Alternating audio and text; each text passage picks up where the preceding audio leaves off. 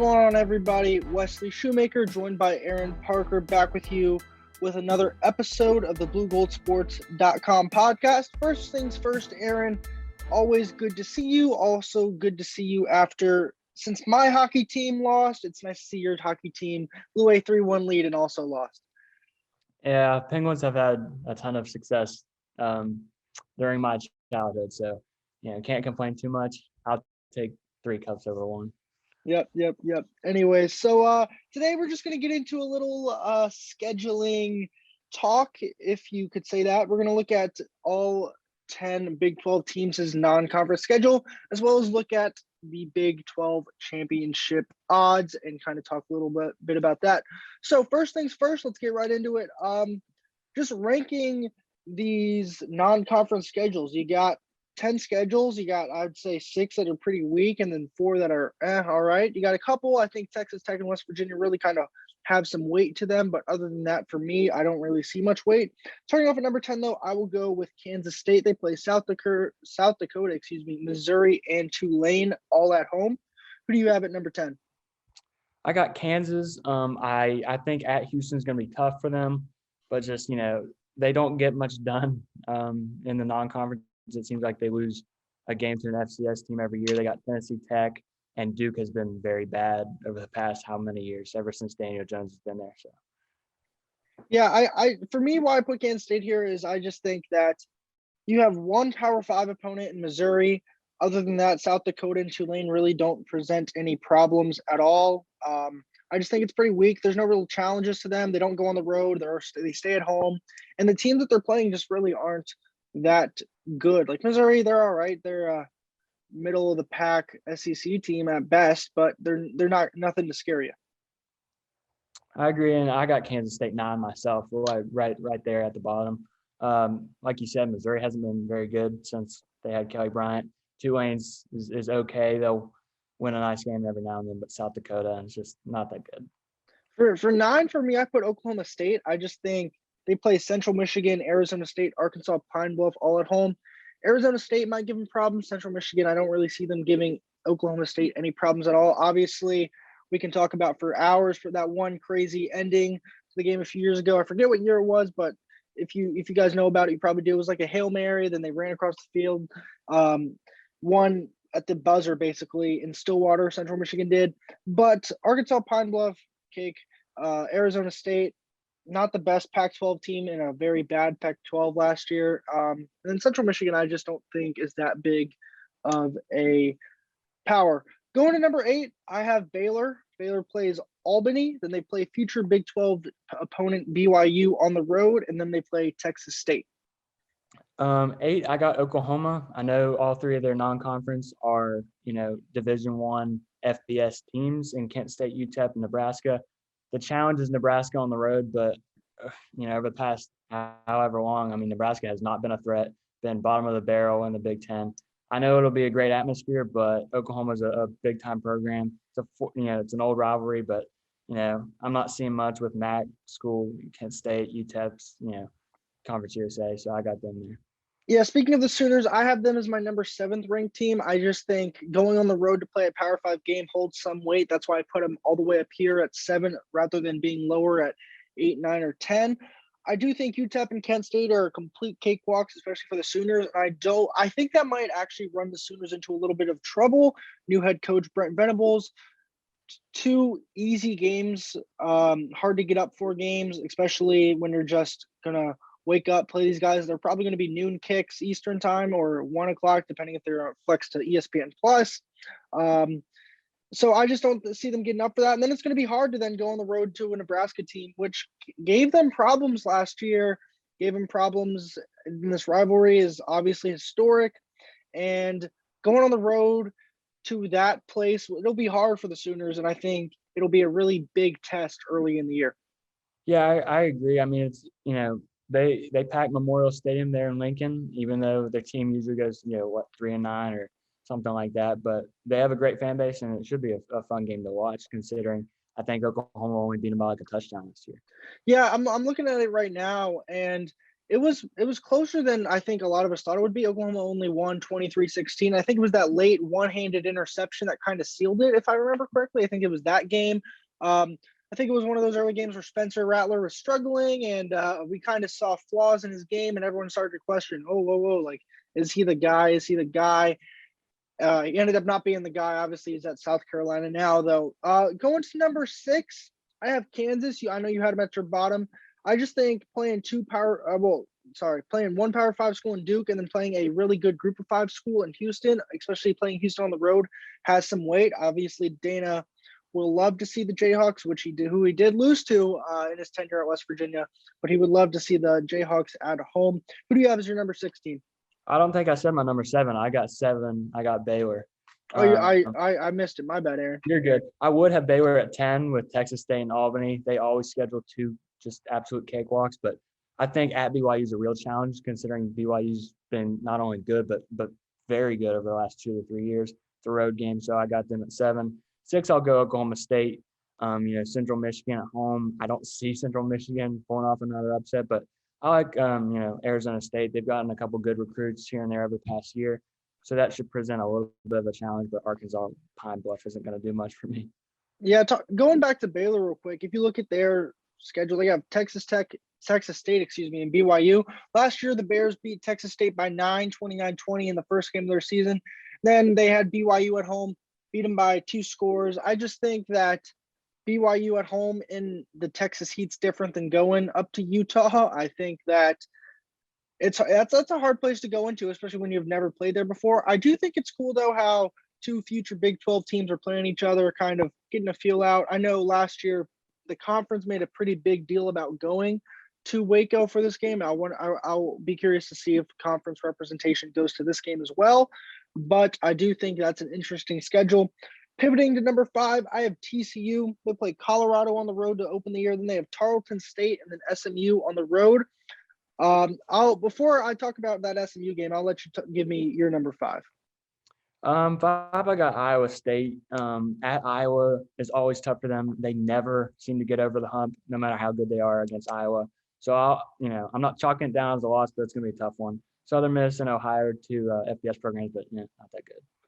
Yeah, I have Iowa State as my number 4 team. Really quick though, for as far as Iowa goes, I just think that rivalry is such a really good rivalry in college sports, but I don't know. I just feel like that early in the season, Kinnick's going to be rocking. Iowa had a really good team last year, and they're probably going to be good again. They always seem to kind of just somehow be good. They're one of those problems in the Big Ten, especially in that Big Ten West that really isn't that beefy. It's not the Big Ten East, to say the least. But I do think Iowa's a solid program. They kind of have their Iowa State's number, as you said, in recent years. But I do think going on the road to Iowa City will be hard. Obviously, it was in Ames last year. But it's good to see these kind of rivalries get played. I agree, and Iowa is kind of that team that just kind of is always good somehow. You'll see them sneak into the Big Ten championship bout. Seems like every other year. It's a well-run program, and no matter how good Iowa State seems to get over these past couple of years, it comes down to like a play. And I think one year there was a muffed punt in Ames, and it's just like Iowa always escapes with it. But it's a great college football rivalry.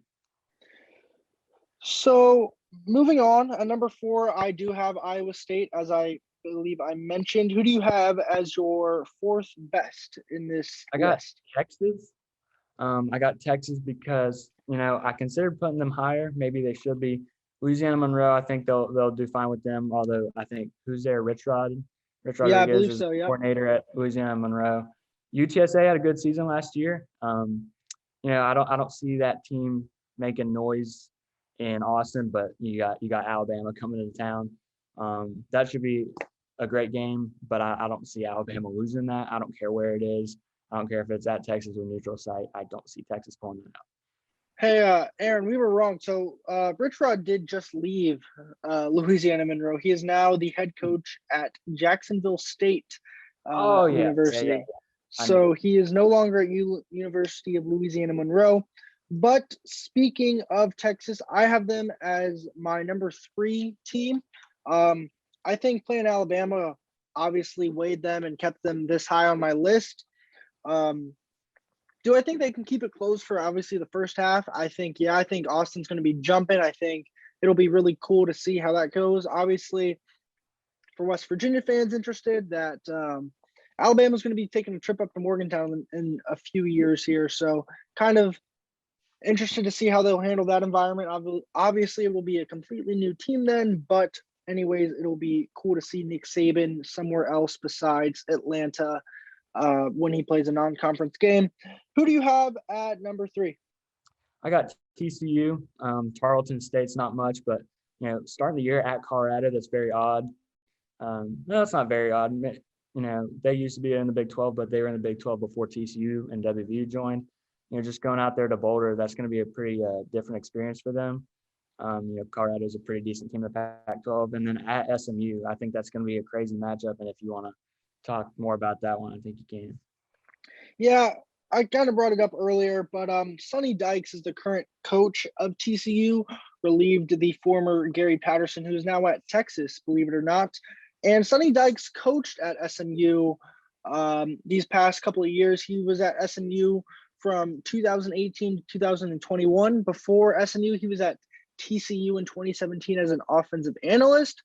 I was kind of just thinking about it, and I think that it'll be a challenge for both TCU also, but for SMU. But I think that Sonny will probably have his guys ready to play. And I feel like when you're a new coach, those guys want to go get you that big win. And I think for him, that big win will come, hopefully for them, on the road against his former team. Yeah, it'll be an emotional game. I'm sure SMU fans and students will show up for it. That's kind of why I put them up there, because I knew that it's not just going to a Conference USA team or an AAC team. It's got a little bit more of an emotional factor to it. So I threw that game up there. I'm not really sure who wins that one. I can see Texas Christian winning it, but SMU's had a good program over the past couple of years. So maybe their assistants get the job done like Dykes did. Yeah, you speak of the last couple of years. SMU beat TCU. They beat them 42-34 last year on the road in Fort Worth, and they did it again in Fort Worth in 2019, 41-38. Before that, though, TCU went 1, 2, 3, 4, 5, 6, 7, 8 straight years of winning from 2012, 2018. Sorry, 7. I can't do math. I'm blind. So, yeah, I think it'll be interesting to see. This is the first time since 2018 it's going to be at SMU. I think that holds some significance. But obviously that whole Dallas-Fort Worth area, it's kind of a rivalry between these two teams. So, obviously it'll be fun, and they're not too far away from each other. This will be their 100 – sorry, go ahead. It's the same area. It's right there. In fact, yeah. I'll predict that SMU wears those alternate Dallas jerseys, and it's like the same area. Fort Worth Airport's right there, so TCU is just a few miles down the road. I just think those are the kind of games you got to have, and we'll get to those in a bit with West Virginia. But going to number 2 on our list, I believe we are. I do have the Mountaineers. I think West Virginia has a really strong non-conference schedule. Obviously, Towson's a big cupcake. But you're on the road against 2 Power 5 opponents in 2 rivalry games. And I think there's something to be said about doing that. And that's why I have West Virginia here. Who do you have as your number 2 spot? I have it Texas Tech. Murray State's not anything special. Obviously, their cupcake of the season. I really like Houston. Dana Holgerson's team. I think they won 10 games last year. They played at Texas Tech, I believe, maybe as a neutral site. And they were up like 2 touchdowns early. Texas Tech came back and beat them. So I think that's going to be an emotional game. Dana used to coach there as an offensive coordinator. It'll be a good game. And then at NC State, I think that's going to be a real test going down to Raleigh, considering the Wolfpack had a really good season last year, knocked off Clemson and Raleigh. And, I think they'll have some experience. Yeah, I have Texas Tech as my number 1 ranked schedule. I just think Houston is going to be a different challenge than last year when they won 38-21. And I think NC State on the road is going to be a really big test. I think NC State's got the chance to be one of the better teams, if not the best team in the ACC, depending on Clemson, obviously. I don't think Pitt will do what they did last year. I just don't really see, unless Miami or Florida State take a step forward. Obviously, Mario Cristobal, former Oregon head coach now at Miami, could mean a lot. Jamila Dye, as many Mountaineer fans know, is also at Miami. But I do think NC State, that's a hard game to win going across the country. Probably might be, if it's a 12 o'clock kick, that'll be really hard for the Red Raiders. Who knows? But Houston, NC State, those are two games that I'm not sure if Texas Tech wins. That's why I have them as my number one spot. Obviously, you have the Mountaineers as your number one spot. Go ahead. Give me what you got about that. Yeah, I don't think you can speak enough to the significance of those two rivalry games at Pitt, at Virginia Tech. Obviously, Townsend's a cupcake. You're going to get one of those. But you're not Baylor scheduling 2-3 cupcakes a year. So, at Pitt, it's a rivalry that hasn't been played since 2011. The defending ACC champs. I know they got a new look to them, but it's at Heinz Field. Tickets are already kind of hard to get, kind of expensive. And then at Lane Stadium, I mean, that's one of the crazier environments in college football. Enter Sandman and all that. They'll be upset after, having a chance to beat the Mountaineers in Morgantown this past year. So I don't think you can speak enough to those two ACC matchups. And it'll be obviously vital for Neil Brown to pick up at least one of those, and probably two of those two. Yeah, talking about Pitt first, I just think that Pitt will be the harder game to win, not only because it's week one, but I just think Pitt's better than Virginia Tech. Virginia Tech kind of blew things up, new head coach in there, quarterback's gone. Like, they have a lot of new and a lot of transition there at Virginia Tech. But for Pitt, like, they've got some experience on that team. They've got a team that went and won the ACC last year. They have a quarterback from USC and Slovis that has been in some big time games. And I was looking at the kind of first week of schedule in the last few days, and this is kind of the marquee game that Thursday night. I think it's Purdue. Penn State plays in West Lafayette on that Thursday as well. But other than that, there's not really a big time game. I expect this to be on national television, 8:00. And I think that environment and that atmosphere is going to be crazier than Virginia Tech's will, because although it is an away game for West Virginia, we all know it's an hour and a half drive from Morgantown. Many fans of West Virginia live in the Pittsburgh area, live in easy driving distance of Heinz Field. And I just think that will be a really great environment and place to be at, compared to that Thursday night game I think 3 weeks later against Virginia Tech. Obviously, night games in Blacksburg, okay, that's cool. But if West Virginia kind of gets going early, that place can get quiet and it can get pretty easy to play in. So if they keep Virginia Tech in it, JT Daniels struggles, or a couple mistakes by the defense, and I could see it being a challenge, but I see Pitt being the harder win to get for West Virginia than Virginia Tech. I agree, but I think if there's early trouble for the Mountaineers in Lane Stadium, I think that's automatically the harder one, because I tend to think that Heinz Field will be split down the middle as far as fans go. Lane Stadium, I know there'll be a good bit of Mountaineer fans there. A lot of Southern West Virginia fans will have an easier drive, but that place will be rocking. I think another storyline to think of, I'm not going to pretend like I know the Hokies quarterback situation right now, but Grant Wells from Marshall University transferred up there. If he wins that starting job, he might have a chip on his shoulder. He's from GW High School here in Charleston. Didn't get looked at by the Mountaineers very heavily, I don't think. Succeeded at Marshall and then kind of slipped up a little bit and then transferred to VT. So if he wins that starting job, I think that could be a potential storyline. Yeah, that's definitely a storyline to think about. But I mean, if you want to talk about quarterbacks, you have two former teammates and an offensive coordinator going at each other in Pittsburgh on the first.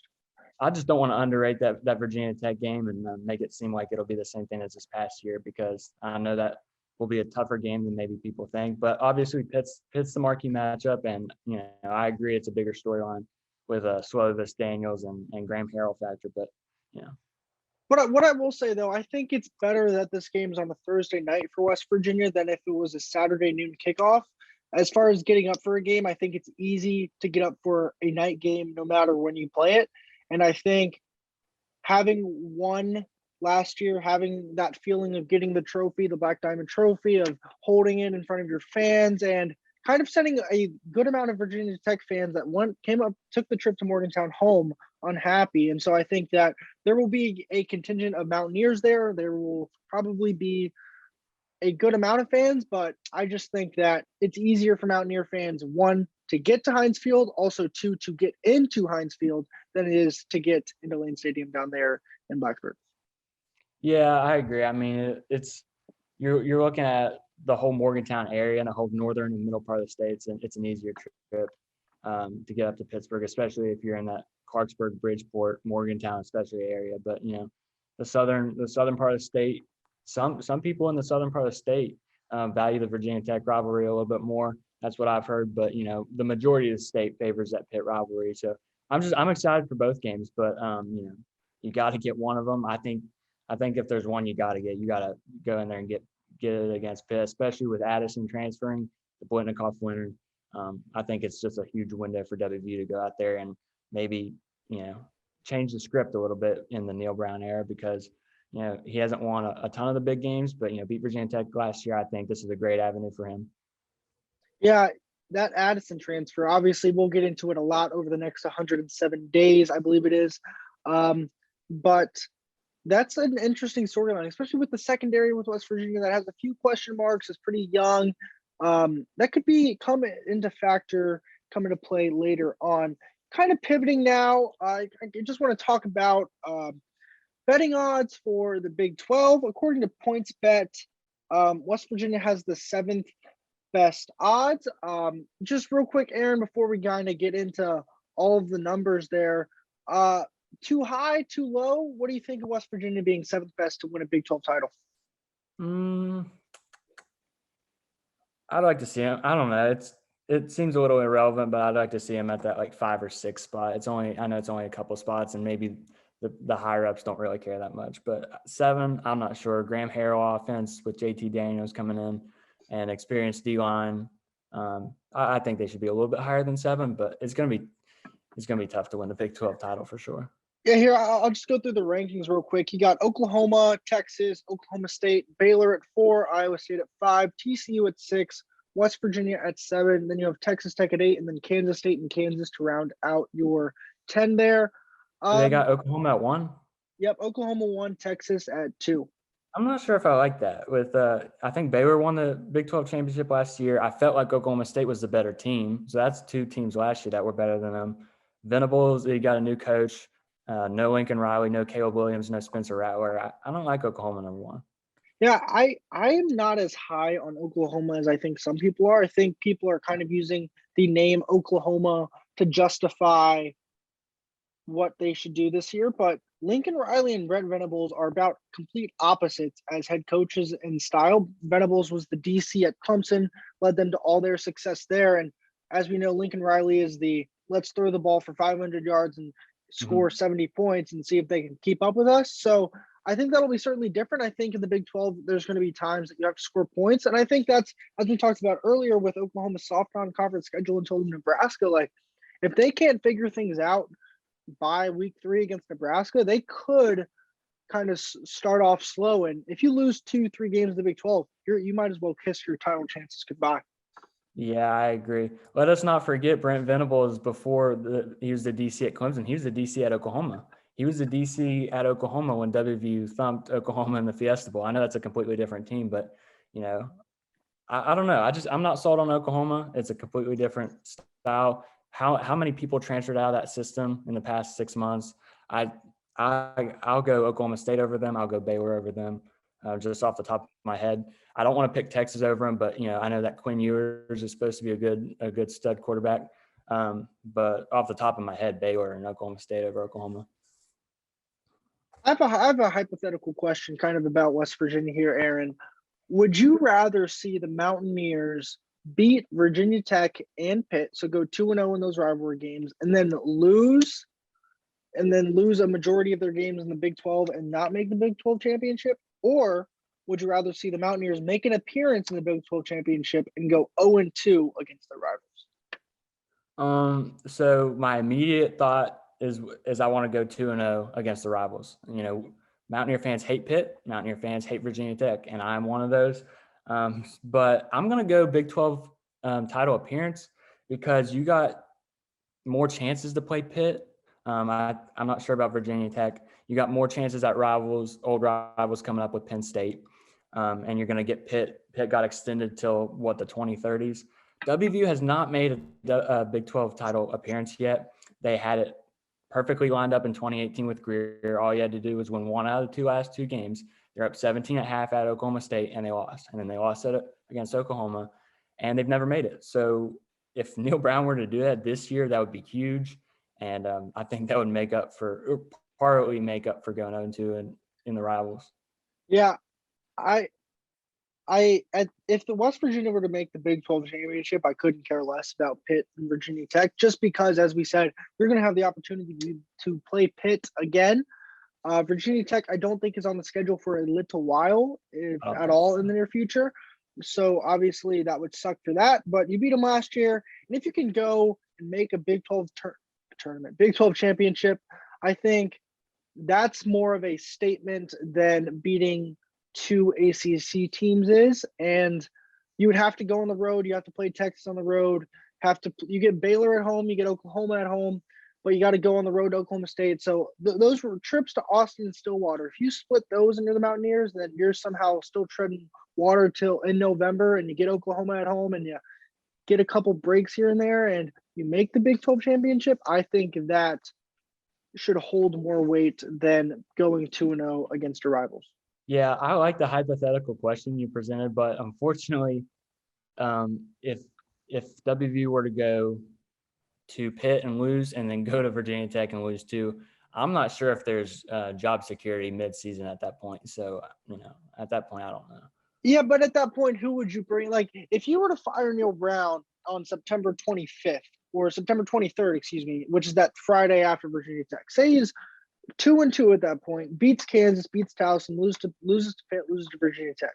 All right, like, where are you going to go to? Like, because everyone on this staff's already a Neil Brown guy. Neil Brown has some solid recruiting numbers, not only for the 22 class, but for the 23 class already. Like, I just don't know where you're going to go that's going to be a better option right now than Neil Brown. And firing him 4 games into the season, if you're 2-2, yes, you lost 2 rivalry games, but what if you lose Pitt on a bad call? Or what if you lose Virginia Tech because JT Daniels gets hurt? Like, there's so many variables in that. I just think it's hard to let a coach go because of 2 losses when he seems to be building something greater than what those 2 losses would mean.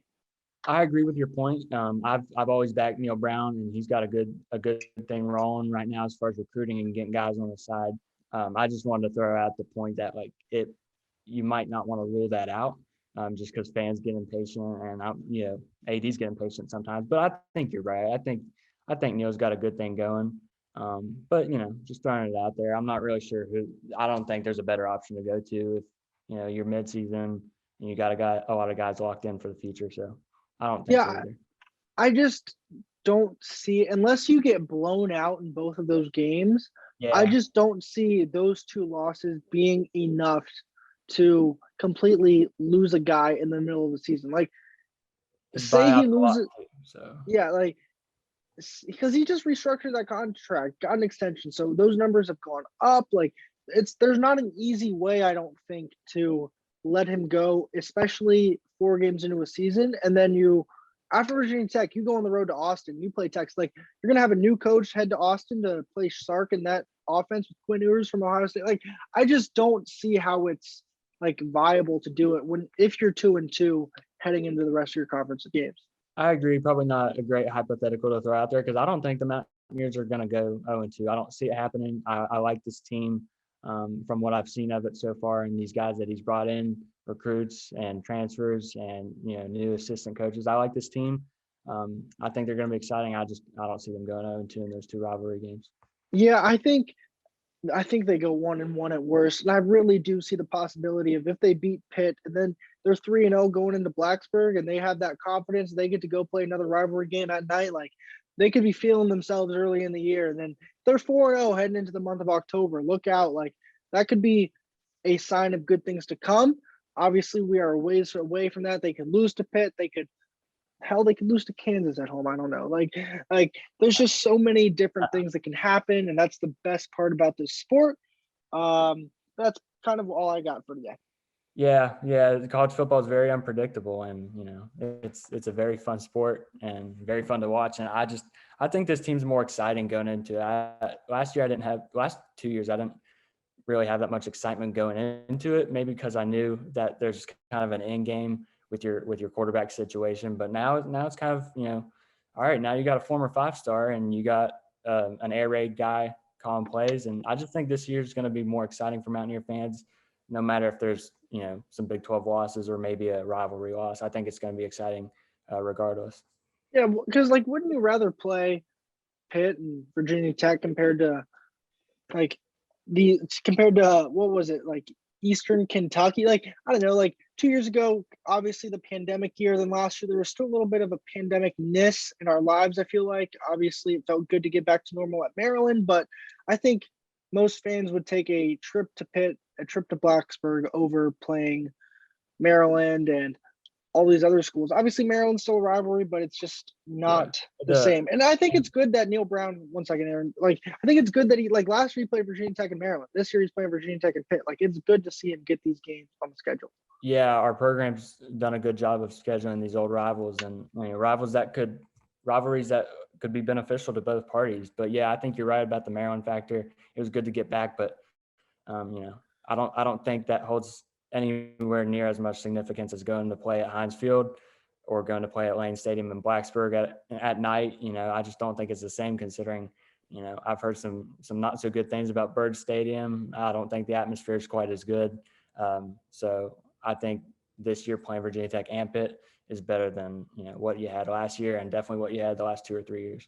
Yeah, I will say, as far as looking at just going to the Maryland game last year, like I was seated for most of the game about 3 rows behind the Maryland bench. And on that Maryland side, like, it was a good crowd, especially like the students from Maryland stayed. You don't really see that too often. Like, everyone stayed, and it was a good atmosphere, a good environment. And it felt like it was a good, like, re-entry to college football. It felt like re-entry to sports, re-entry to life. Also, I feel like we were robbed of that experience, obviously, because of the pandemic, and rightfully so. But it was good to have that back. And I think even more so, September 1st, like, that place is going to be from 11 a.m. on. Like, that place is going to be a full-on madhouse. And I think it'll be fun for the Mountaineers. I think it'll be fun for Pitt, too. Like, they will get their fans there. Mountaineers will get their fans there. And they're going to go throw the ball around for 3.5 hours before anyone else really in college football does. And I think it'll be a good showcase to open the college football season. Yeah, I agree. I think it's safe to say it's going to be difficult to get in and out of the city of Pittsburgh with that one entrance through the tunnel, with everybody from Pitt's fan base and West Virginia fan base packing in to Heinz Field. So I think that might be a little bit of a headache, but it'll make for an intense game. So that's all I believe we both have today. If you made it this far, we do appreciate you listening. Once again, my name is Wesley Shoemaker, joined by Aaron Parker, and this is the BlueGoldSports.com podcast.